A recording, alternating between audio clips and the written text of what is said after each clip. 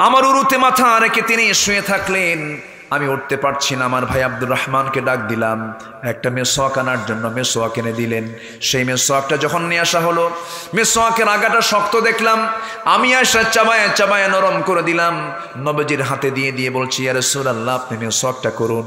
নবীজি ওই সময় একটা মুস্কি হাসি মারলেন।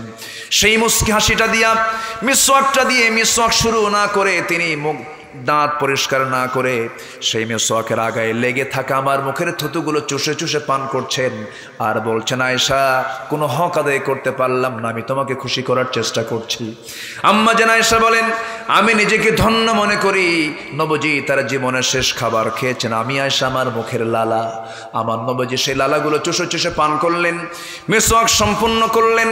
মালাকুল মউত যে কোনো মুহূর্তে চলে আসবেন। আম্মা জান আয়েশা সিদ্দিকা রাদিয়াল্লাহু আনহা রাসূলের সঙ্গে কথা বলছেন, রাসূলের সঙ্গে বিভিন্ন আলাপচারিতা করছেন। এমন সময় আজান হয়ে গেল। আজান যখন শুরু হয়ে গেছে, নবীজি আজান শোনা মাত্রই বলছেন, বেলাল তো আজান দিল, মসজিদের দিকে যাওয়া দরকার।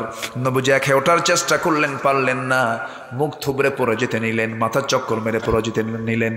আম্মা জান আয়েশা তাকে ধরলেন, আবার তাকে বসায় দিলেন। এবার আজান শেষে যখন নামাজ শুরু হয়ে যাবে, নামাজের মুসল্লায় কে দাঁড়াবে? রাসূল তো নামাজের মুসল্লায় যেতে পারছেন না। রাসূল আম্মা জান আয়েশাকে বলছেন, আয়েশা তোমার বাপকে বলে দাও আমার মুসল্লায় যেন দাঁড়ায়া আমার দায়িত্ব পালন করে নেয়।